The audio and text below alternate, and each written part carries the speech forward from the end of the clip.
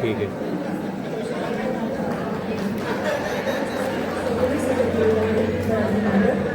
नानाजा अभिजित चौगुले, रमल्या निखिल कुरंगल, अंबादास पृथ्वीराज कदम, महाद्या कृष्णा बेदे. दिग्दर्शन श्रुतिका चोपडे, पार्श्वसंगीत अनुष्का सिद्धोरा. सादर करीत आहोत नाना थोडं थांबा ना, नाना थोडं थांबा ना.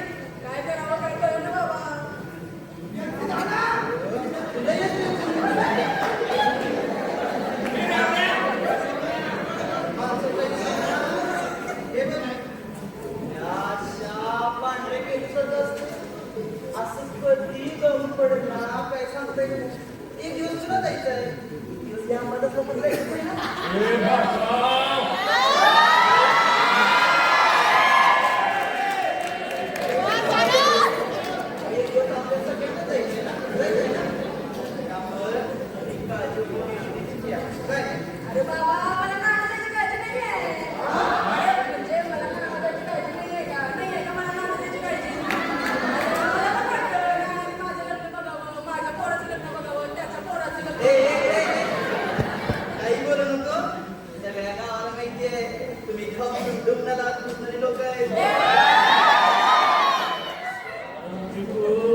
तुझा जाण्या दोघजण फौजीमध्ये होतो. त्या एकटा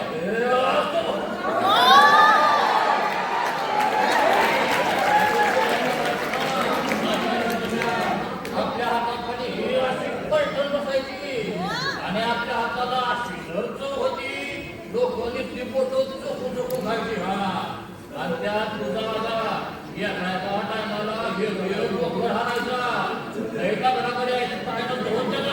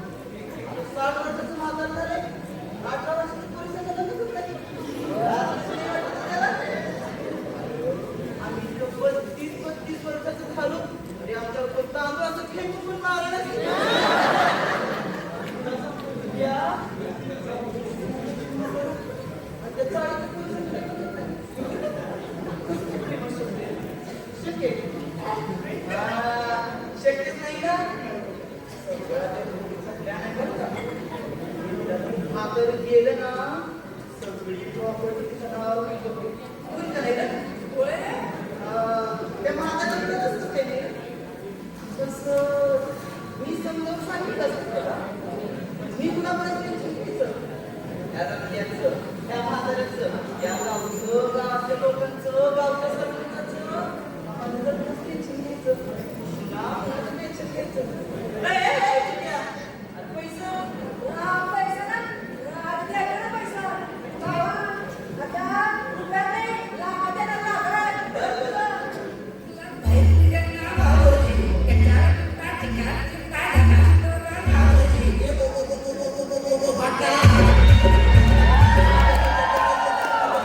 तुम्हाला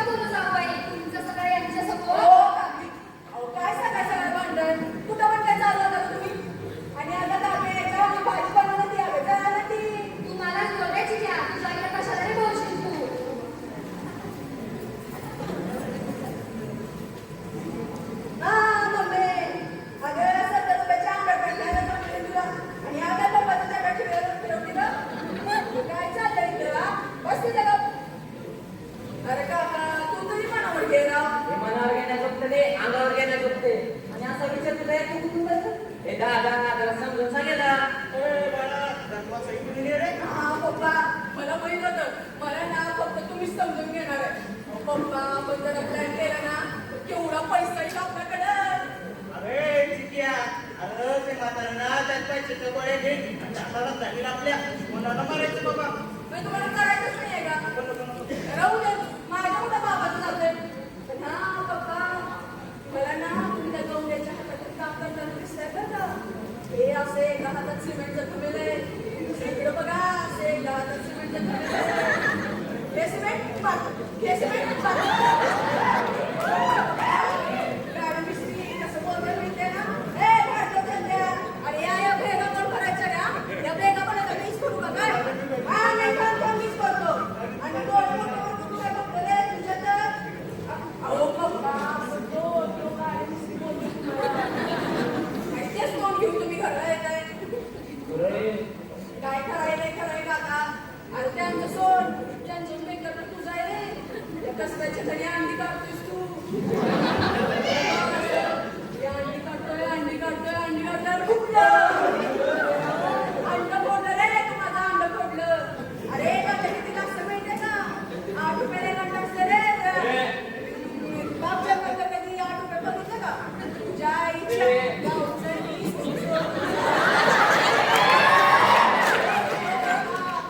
जो कसं बोलत असतो तुला. अरे कोण आहे तू? हा कोण आहे तू? तरी बरं अंडीच अरे पण बाबा कोण आहे तू? हा आणि मग ते कापले तुम्ही दोघी त्या मोठेबाईच्या हाताखाली काम करताना दिसताय. फरशी पुसताना ते मोठेबाई कशा माहिती ना? बाई प्रमिला अगं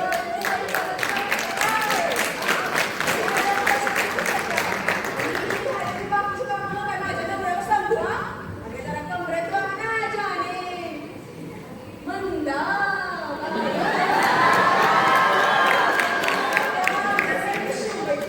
दुसरं काय येते तुला? आणि या आज पगार होणार आहे जरा 4 अंडर पॅकिंग घ्या त्याला. म्हणजे बघा बाबा मी आपला विचार तुम्हाला सांगतो. आता तुम्हाला काय करायचं तुम्ही ठरवा. नाहीतर हे असे दिवस बघायला येणारच आपल्याला. तुम्हाला काय नाही बरं. अहो बघा ना काय केली. तुम्हाला माहिती आहे ना मला राणी हात करायचा आहे. अगं मला लय वाटतं तुला राजा असावा, माझ्या गळ्यात सोन्याचा तोडा असावा. भाऊ आहे तू माझा. अहो मग आपण काय करू? आधी नाही निघू आणि पोच दिलं सोडून. अरे मी मस्त आहे रे म्हणता. अरे कुटुंबात मी मोठा भाऊ आहे आणि मी म्हणते कसं आहे रे. बोला नाही तर दोघांना पण कामावर जायला लागेल. नाही रे बाबा कोणाला जायचं त्या गवण्याच्या हाताखाली मला आमदार थोडा वेळ मागं पुढं करू आणि हळूच कबूतर सोडू. बघू काय होतंय.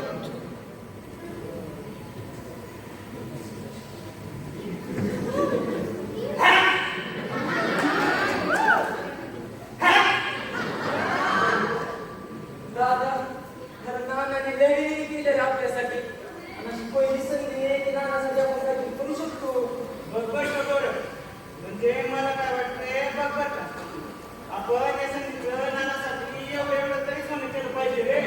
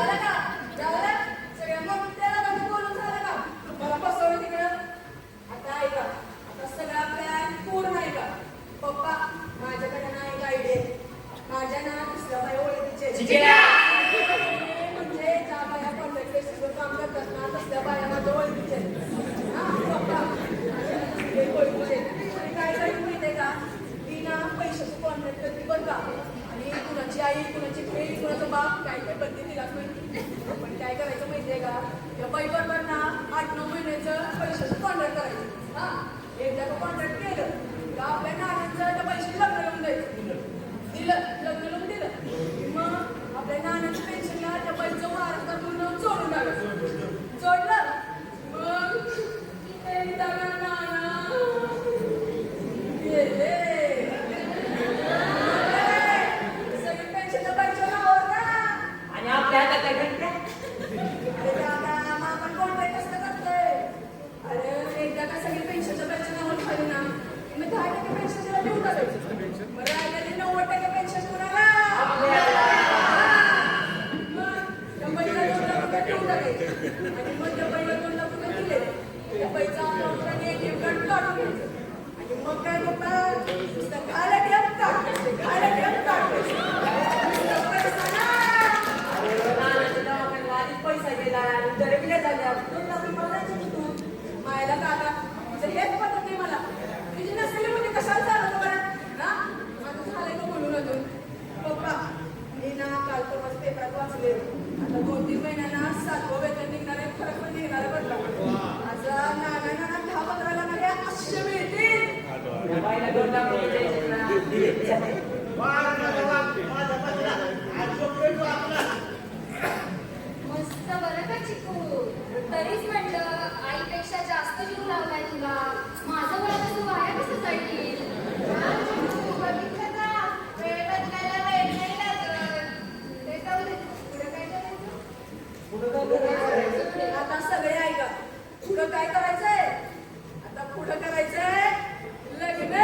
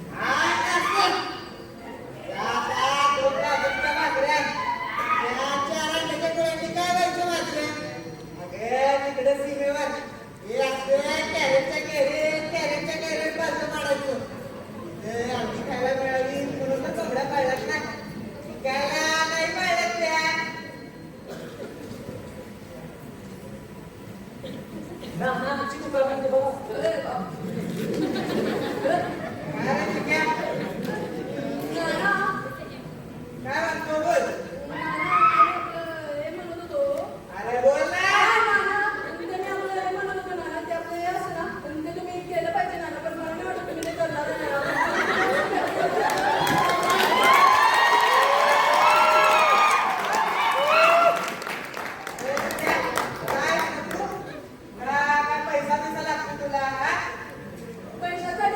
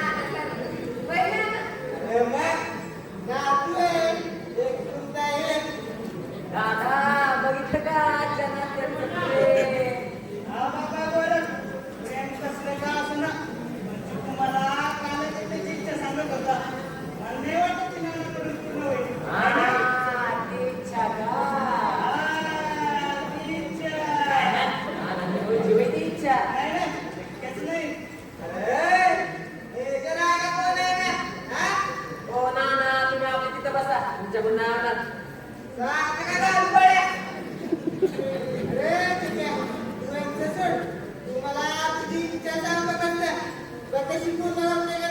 बघा बघा नाना तुम्ही डोकराट म्हणलं ना नाना नाना लग्न करायचं नाना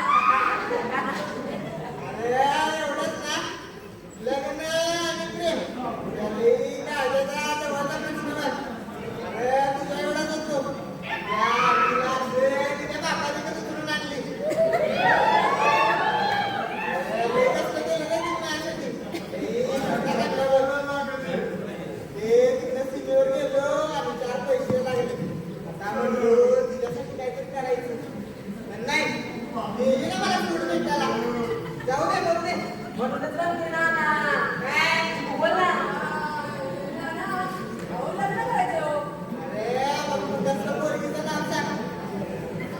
ओ नाना अहो माझं लग्न नाही करायचंय अहो नाना तुमचं लग्न करायचंय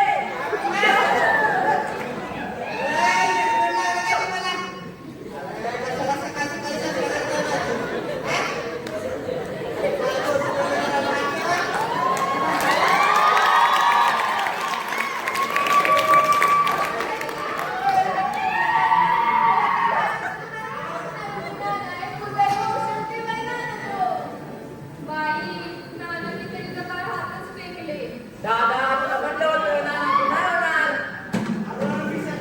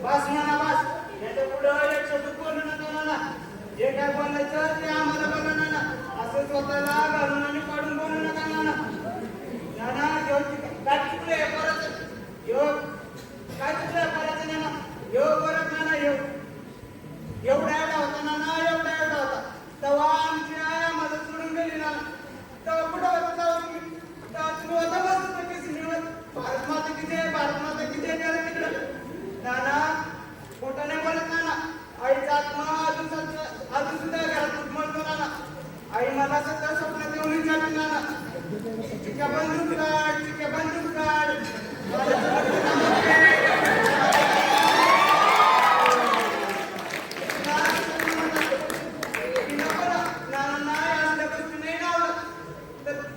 कशाला तुम्हाला तिची इच्छा पूर्ण करायची नसेल तुम्ही कशाला बोलतो अरे चंदू तुझ्या आईची इच्छा होती बरं होय नाना अरे मग तुम्हाला आधी का नाही मिळालं मी चुकलं ना बरं मी चुकलं नाना तुम्हाला वाटत असेल हे मनात अचानक कसं काय आलं तर असं मनात कसं येईल नाना जेव्हापासून मला कळलं ना नाना तेव्हापासून एकच शब्द माझ्या मनात जगम करतोय इकडे या मला आई नाही नाना मला आई नाही तुम्ही जर लग्न केलं ना तर चिक्याला तुझ्या आजीचं प्रेम मिळेल मला आईचं प्रेम मिळेल तर तुम्हाला ऐकायचं नसेल मला नाही वाटत सासूचं सासूरवास असावा